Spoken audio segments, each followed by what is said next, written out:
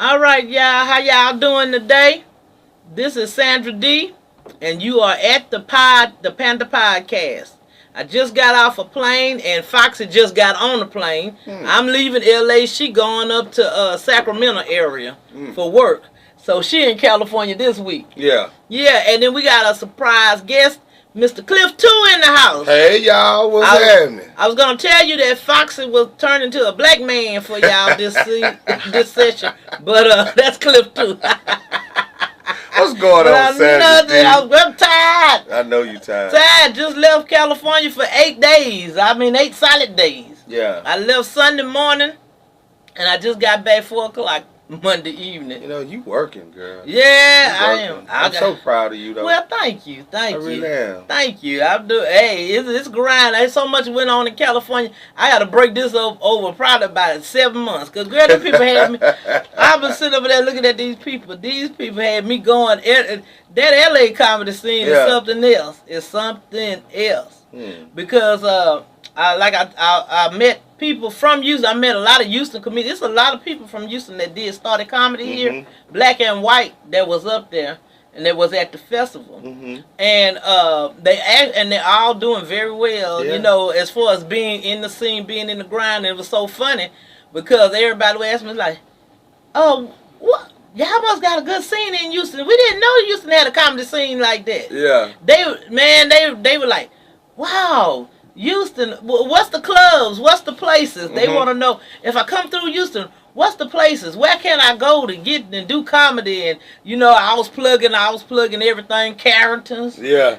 Tuesday night, come by and get on Carrington's and run your 5 minutes and work on your jokes. Yeah. And then I was telling them about the Duck Off. I told them about Ken's place, the joke joint. I told them, of course, the Improv. Everybody know the Improv in L.A.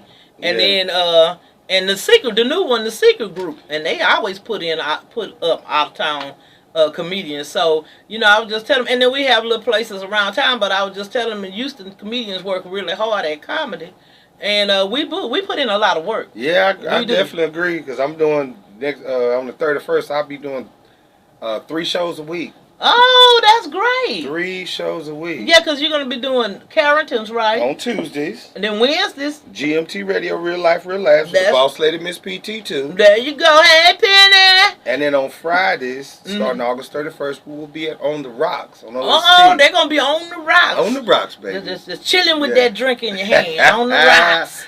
Yeah. And, of course, you know, every morning my wife and I do driving the missus daily in the morning. Yes. Well, that's important, because I did a seminar about social media and comedians, and they were just saying how these social media comedians, this one, the lady that taught the class, she's working with Jasmine Love now. Jasmine Love, just off of social media, ended up with a streaming deal. Wow.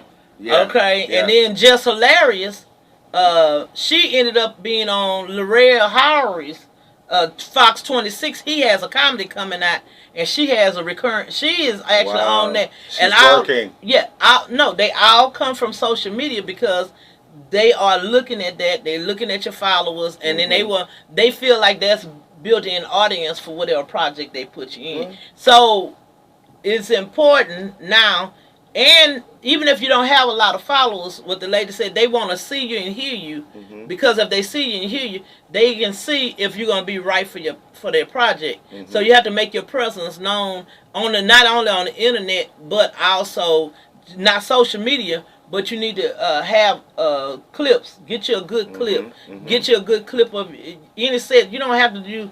You know, a lot of people don't want to put their material out there, and so what you can do is make you a set up of some other jokes. Work on have you 2 sets. Yeah. One for the internet, one for what you do. Well, I got 2 sets. One is nasty, filthy, dirty.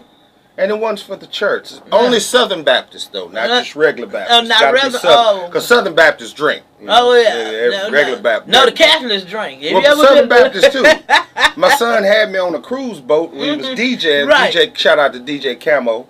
had me on a cruise boat, and he had me out there, and they said, well, we don't want no cursing on the microphone for my comment. I said, well, okay.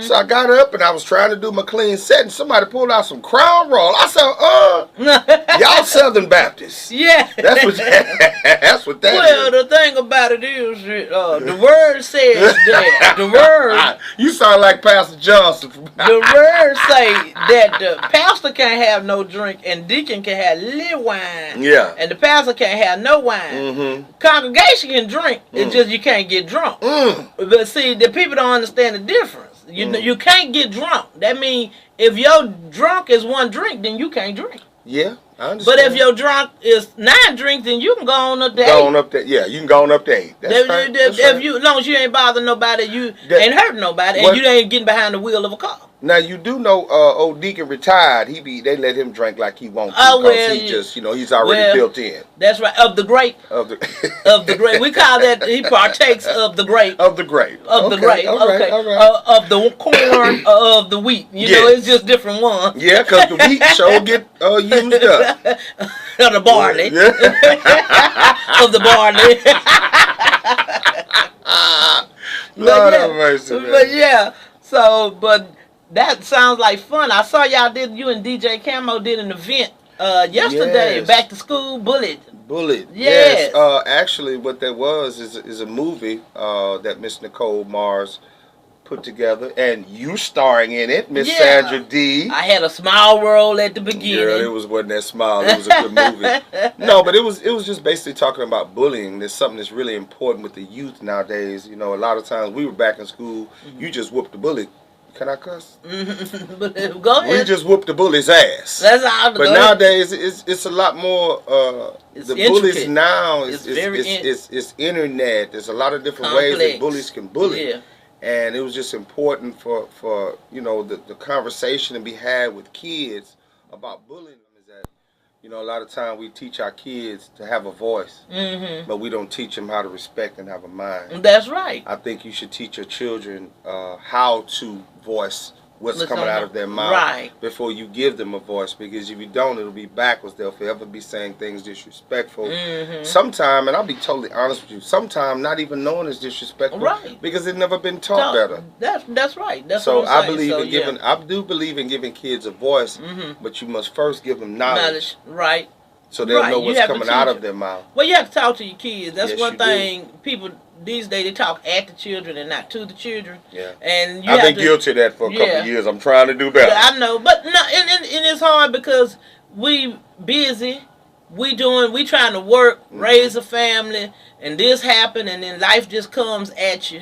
And then the kids are the easiest ones to take the hit on that. Yeah. Because you know you got to work.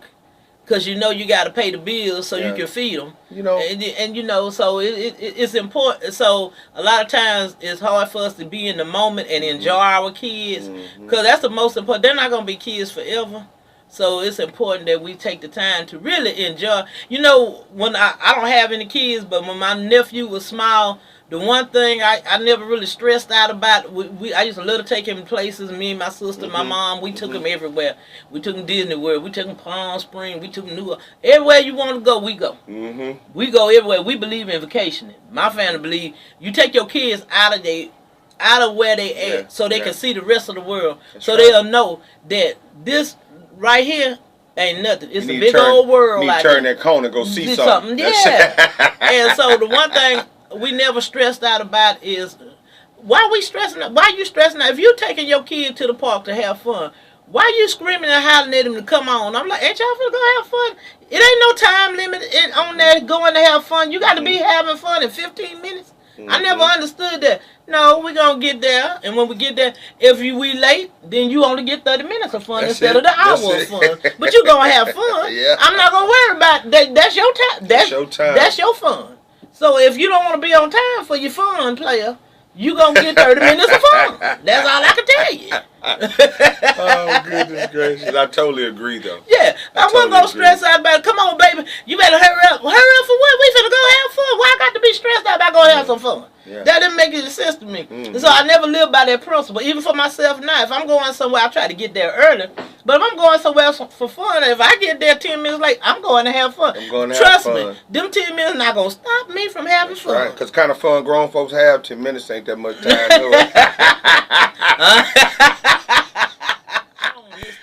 With Biff, brilliant women in film, that's who did Bullet. And I will say this, if you have a school or when school starts in, I think y'all need to make this a part of your first day assembly. Let these kids see Bullet. Yeah, let them because see Bullet. I'm really because it's real. So they can understand what bullying does to the other person. Yeah. Because so many people are kids, especially, they're selfish. They're into themselves, and that, I mean, there's nothing wrong. There's nothing wrong with being selfish to a point. You have to look out for yourself, but you're supposed to also care for your fellow man. Yeah. See, more people need to teach that. Yeah. You need to start teaching that for everybody, grown people and children. You have to have care and concern for your family, your fellow man, your family. You know, families not getting along. You know why families not getting along? Because, you know, when we were coming up, my dad and them told us, we all we got. We all we got. He said, this is how you got. That's your sisters. That's your brother. And he said, these are the people that's going, for the rest of your life, these are the people that's going to be in your life constantly. The other people going to come and go.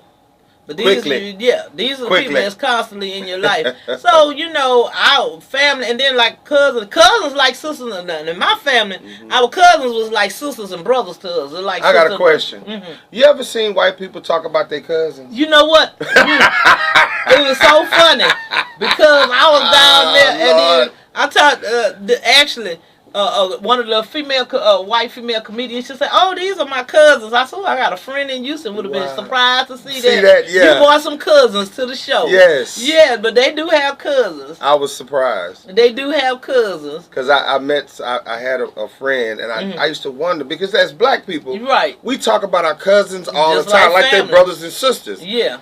And I had a white friend. I used to never hear him. So one day I went by a house. We were rolling. Got out the car. He said, "This is my cousin's house." I said, "Man, I didn't know you had no cousins."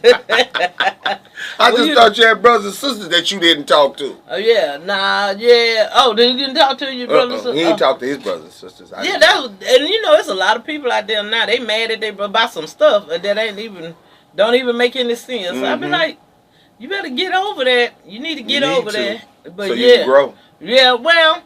You know, the thing about it is you'll hold on for it for a while, but then you have to work through it. It's human nature. The thing about it is not that you get upset at the other people, because people do stuff to you, you're going to be mad at them. That's just life. That's the way it is. The thing about it is, though, when you still mad, they going about their business. Yeah, but you have to worry. But the thing, and it's not about them. It's about you. Certain passes, and I'm going to be honest with you, you'll never move on. You ain't never move on. You'll go on. Or move forward. You go. You won't move forward. You'll go down the straight and have a flat. Yeah. And the same nail to put the flat and tie the first time, put the flat in that again. Yeah, those people always be a part of you. You can't shake them. So, it's not that grief is a whole different subject, but it's just some stuff gonna hit you harder than others. I'm gonna testify to that. It's gonna hit you hard, and your life will be different. You will have a life, and not that you won't have a great life, but it's just not the same. It's just not the same. And the same thing with the bullet, with these kids. They don't realize they gonna have a great life. These people not gonna make these bullets. Don't make your life. What their opinion. I was laughing at Al, because Al had that topic. Shout out to Al Freeman. Al Freeman, you a mess. Put that topic up there talking about if somebody a lady, and he'll treat you like if you act like a lady, he'll treat you like a gentleman. He had everybody up in 200 comments. Okay, it's up to 200 now. It was 175 earlier. Yeah, no, he up to 200 comments. Them people are hotter than fish grease out there with Al. Yes. And he's talking about, I was laughing. He love it though. I know. Al just love to start stuff. Thank you. He just love to start stuff. But one of the things, my comment on it was, you know, I can't control nobody else's opinion of me. So what you think about me, I can't control it no way. I'm not worried about it. however you treat me, you only get to treat me a certain way one time anyway. So if I don't like it, you don't get to treat me but that way but one time. And guess what? I'm moving on. I don't know about the rest of y'all, but I'm moving on. But my statement was, because guess what? Whatever you think of me is secondhand knowledge. Because I know me. You don't know me, so that's secondhand knowledge. It's like secondhand smoke. It can kill you. Or secondhand. Well, I can't say what a secondhand what that is. But. No, because I sure don't know secondhand. How you do it secondhand? Well, I'm just saying that was like a man thing. When you do certain things, it's called secondhand. Oh, okay then. Oh, okay. Right, yeah. But I was like I said, I sure didn't know what it was. I was like, well, secondhand. Yes, secondhand. I was like, okay then. Oh, so you it ain't never no good. It ain't never no good. Don't even taste right. Nah, well.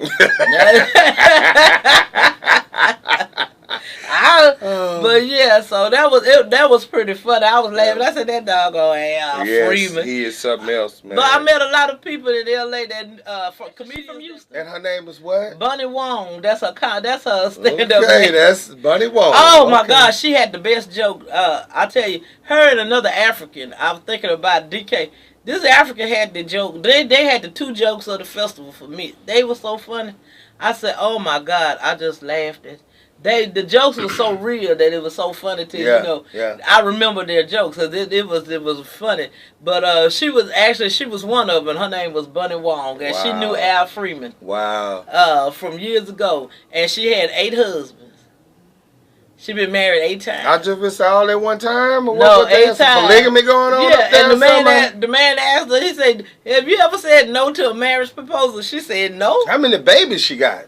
She don't have any. Did she say, something wrong. She's spraying something on it before something. No, I don't know. I don't think she had any. If I'm not mistaken, I don't think 8 different husbands. She had 8 husbands. She said they all lasted about a year or 2. Oh, she was just having fun. She should have just dated them. Yeah, she just dated them and let them go on. She said about a year, but she was funny. I liked her. She was a real nice lady. She was a real nice lady. After 8 husbands, she need to be nice or crazy as hell. Nah, she probably both of them. She'll come stand up. You gotta be crazy to do this. You know, I think that's the prerequisite. I think that is a profound statement because entertainers, actually, just people who go outside the mainstream, doing for yourself on your own. They are just different kind of people. Yeah, they march to different. They different kind of people because things that go on for average person on the job every day, a person who works for himself just will not stand for that. Right. Well, that's because they time is money. When they literally say time is money, see, when you working for somebody else, that's their time. So you getting paid regardless. Now, versus I'm working for myself, I'm not finna sit there and jabba-jaw and jaw-jack with you about some burning some time. Because I could be out there making some money while you jaw-jacking. You still getting your $20 an hour. I got to go find mine. Nobody but let me go and move around from you. See, that's the difference. When you work for yourself, you start valuing time a whole lot more than you do when you work for other people. And once you get bit with that bug, it's a wrap. Yeah. You got it. And you don't want to go to nobody else's job ever no more. No, it's because the thing about it is, I was looking in just like LA or here, but they got everybody got a side hustle in LA. Everybody got something they have to do because guess what? This ain't paying them. Being an actor, being a comedian, you can't live off of this and that. Girl, everybody I met was hungry. I said, what? I said, it's been trained to eat. I said, it's like the Olympics of eating. You know, if they had a competition, this body here would be in the Olympic team for eating. Yeah, I can't. At this age, I can't go hungry. Now, if I was younger, it'd be different. But not at this age. No, ma'am. No, sir. It's not finna happen. But I was laughing. They hungry. That's why you can't begrudge. Anybody that go to Hollywood to make it, you can't hate on them. Because they done paid they dues. Yeah. They have paid. They working 2 or 3 jobs. They budgeting on a little bit of money. They got to get to and fro. Gas is $3 something. More dollar expensive. One young man told me he rented a room for $600. A room for $600. Ain't even no problem. Lord have mercy. A room for $600 a month. And everybody, I'm telling you, cost of living must be high in California. It is. I bought $20 worth of groceries for $53 in California because I bought me some groceries. I ate the whole week. Okay. You old school. Yeah, I wasn't going out there. You wasn't going out there trying to find that. Yeah. I wasn't going out there and eat in there. Man, first of all, it's like they don't do seafood. Seafood is very expensive. You know, we used to seafood on the Gulf Coast. Mm-hmm. That's very expensive. Mm-hmm. Okay, I was in Burbank. Burbank is like a suburb of California, very clean. And if a homeless person, if you decide to go to Burbank to see if you can get some money, they say they got a homeless bus to pick you up and take you back over where the homeless God. And they got a homeless bus. That's some upscale homeless then. No, that's getting you getting out of. No, you finna get out of the homeless. If they give you a bus to leave, because usually they just tell you go. No, yeah, that's upscale homeless. They pay for that. They say they pay them to leave. Because you know, this week Lester Holt on NBC is actually doing a special on the homeless in LA. LA has 55,000 homeless people. Wow. 55. It's a city full of homeless. That city is 55,000 homeless in LA alone. And that's and you think about it, because the cost of living is ridiculous. You can't make it up there. It's no need of, if you want to move to LA, a lot of people say, I'm gonna move to LA, I'm gonna move to LA. My advice to you is, if you're gonna move, wherever you at, go and get you a second job and stack them coins.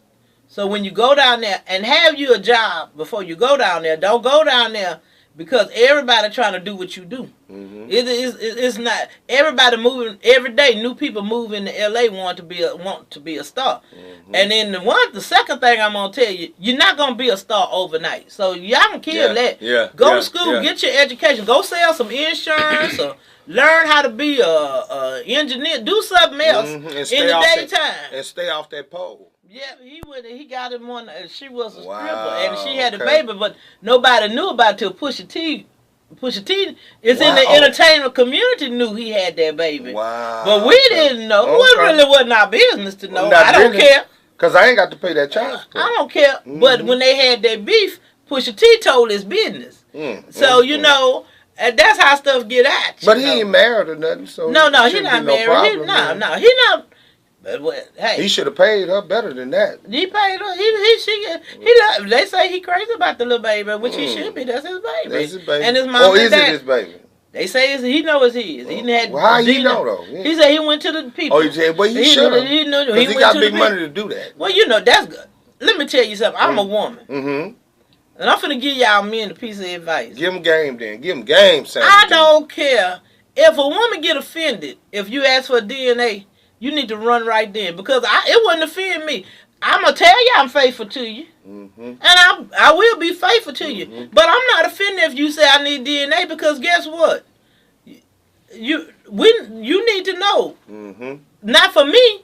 You need to know, so this baby, you know this is your seed. Yeah. I don't care about me and you. That has nothing to do with me and you or what kind of person you think I am. No, you need to know this is your seed so you can love this seed and you can plant this seed so this seed will grow. And if any woman get offended at a man asking for DNA, I just don't understand it. Now another woman will have another point of view. That's just my point of view. Yeah, I understand. Because it has nothing to, because the way I'm thinking about it, no, we need to get this official.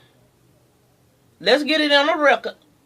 Because you can always doubt me, but you won't doubt the paper. The paper said that's your baby, that's your baby. Then go run with it and take care of your baby. Because the most important... Go run tell that. Yeah. The most important... Because the most important thing is the baby. It's not the people. The grown people, it's over with. Once you lay down and make a baby, I'm sorry. I don't care how you feel. Y'all out of it. It's about the baby now. So don't have no baby if you don't want the baby to come first. You know what my daddy told me? He said if you was playing around there and that baby come out of there, that's your baby. Yeah. Now, and because, you know, a lot of time we as men, when we had these outside babies or a baby with somebody we ain't married to, the first thing we say is, that ain't my baby. Right. But my daddy told me, because why ain't your baby? Because she's a garden tool. And he tell me, well, she was a garden tool when you met her. You just didn't take time enough to learn she was a garden tool. You know? That's it. So whatever it is, that's what you got. There you go. And that's what I tell people to get over that and really move on to try to love those people. And some people, even people that's not famous, some people never get over it. They never are able to build a relationship with those people. And then some of those people are so selfish. It's very hard. It's hard to build a relationship with selfish people that just focus on themselves. You can't build that kind of. It's hard to build a relationship with. You can love them, but it's hard to build. It's a difference. That I love you and that, man, that's my woo. Don't mess with that one right there, man. You mess with that one. Woo. That it's a difference. People don't know what they miss out on, because when people truly love you, it's like, man, that's mine. It's like when it's love, you know it. Yeah. I know my first daughter. I was at the age where that ain't my baby. Right. My mama seen that baby for the first time. She came. She said, "Son, let me tell you something." She said, "Don't you ever say that ain't your baby no more." And I never muttered those words again. That's right. Being adolescent. Yeah. Being adolescent. Yes. But that's real parenting. That's a mama. But and that's another thing. People holding up for wrong. Let me tell you, I don't care how much you love somebody. They wrong. They just plain old wrong. You don't hold up for wrong no matter what. I hear people, you ain't on my corner because you ain't lie for me. I'm not finna lie for you. No, and you shouldn't put me in a position to lie for you if you love me. Because if you lying to somebody else about it, you gonna lie on me too. Me too, yeah. And when it go down, you gonna sell me out. Well, I ain't told her to tell you that because you already let me know you're sketchy. You're sketchy. But people sitting out there doing wanting people to lie for them. If somebody asks you to lie for them, don't do it. I'm gonna tell you, I'm gonna be the first one. Don't do it. It's not worth it. It's not worth it. They need to do whatever they were trying to do with the lie. They need to not do it. I'm gonna just tell you. That's it. Bottom line. Don't do it. Because if you got to lie about it, don't do it. Don't do it. That's bottom like line. the song say, you ain't got a lie to kick it, Craig.